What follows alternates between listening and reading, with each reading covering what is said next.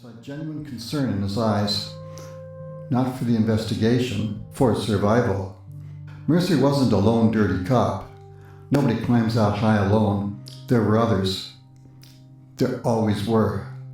The breakthrough came in the film lab. One frame contained something investigators had overlooked, a license plate. Not on a suspect's car, on a delivery truck. The vehicle belonged to a shell company that officially transported industrial machinery. Unofficially, it transported contraband. The shipping records connected the truck to a warehouse scheduled to receive a shipment the following night. Harris assembled a task force, small, trusted, nobody connected to Mercer, nobody who could warn him. The operation would either solve the case or get us all killed, possibly both. Meanwhile, the mystery of my client finally began to unravel. The toxicology report came back. Heavy sedatives, enough to incapacitate, enough to interfere with memory formation, not enough to kill. Somebody had drugged him. The head injury discovered at the emergency room had done the rest. His memory loss wasn't an act. It was psychological. It was chemical and physical. Manufactured. A week of digging eventually produced a match, not through fingerprints, not through dental records, through an old photograph. One of Evelyn's neighbors recognized him, not by name, by occupation. He was always carrying notebooks. Reporter, I asked. She nodded. Investigative reporter. The newspaper archives confirmed it. His name was Daniel Kane, a freelance investigative journalist, the kind who made enemies for a living, the kind who frequently worked with photographers, the kind who disappeared when he got too close to the truth. Daniel Kane finally had his name back. Unfortunately, he also had a target on his back. The night of the warehouse raid arrived. Clouds hung low over the harbor. The smell of diesel fuel drifted in from the water. Mercer's people were already inside when Harris's team moved. Crates, documents, cash, weapons, enough evidence to bury half a dozen careers. Then everything went wrong. A lookout spotted us. A gunshot shattered the night. Men started running. Police surged through loading bays. Someone screamed. Someone else fired. The warehouse exploded into chaos. I spotted Mercer heading for a side exit. He wasn't running like an innocent man. He was running like a man whose entire world had just collapsed. I followed. We burst into the rain-soaked alley behind the warehouse. Mercer drew a pistol. "So it's you," he said. "I've had worse surprises." His face twisted. "You have no idea what you've stepped into." "I know Evelyn Grant is dead." His expression hardened. That wasn't supposed to happen. Interesting. Not denial, regret. There was a difference.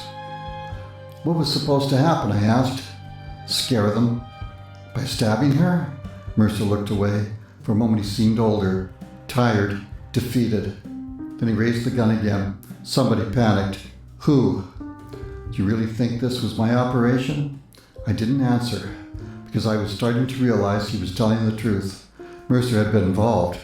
Corrupt, complicit, but perhaps not in charge. Then a shot rang out. Mercer jerked backward.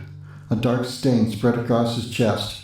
Not my bullet, not police, someone farther down the alley. Silenced, Mercer collapsed. I ran toward him. His eyes were already fading. He grabbed my coat. One final effort, one final secret. The mayor. Then he died. The investigation that followed lasted 6 months. The warehouse documents broke open a corruption network stretching across the city government, law enforcement, organized crime, and several legitimate businesses. Arrests followed, then indictments, then convictions. The city spent years pretending it had never happened. Cities are good at that. The official story named Mercer as one of the architects. History rarely bothers with details. The dead don't get much say. Neither do the disgraced, but Harris and I knew the truth. Mercer had been dirty, yet he had also been expendable. One more cog in a much larger machine. The real architects had hidden themselves well. Most of them escaped. They usually do. Daniel Kane recovered much of his memory over time. Not all of it, but enough. He remembered meeting Evelyn, remembered following the smuggling operation, remembered photographing the waterfront, Remembered checking into the Lester Hotel. Then the memory stopped. The attack remained a blank space, a darkness his mind never fully illuminated. Perhaps that was for the best. Some things aren't worth remembering. A year later, Daniel visited my office. The city was dry for once. Sunlight fell through the blinds. He looked healthier, older somehow. Experience does that. He handed me an envelope. Inside was a newspaper clipping. His byline stretched across the top. A national investigative piece exposing corruption in 3 states. I smiled. You back at work? Trying. Looked around the office. You know what bothers me most? What's that? I came here not knowing who I was. And now? He thought about it. Then he smiled.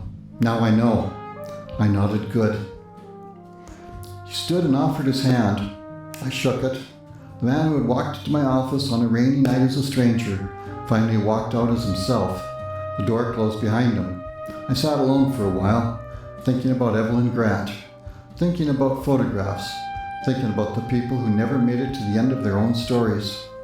Outside, the city carried on as cities do. Case number 00081 was officially closed. The woman had a name, the man had a name.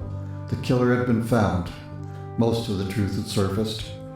The rest was buried beneath money, power, and politics, probably forever. I lit a cigarette and opened the next file. The city wasn't finished with me yet.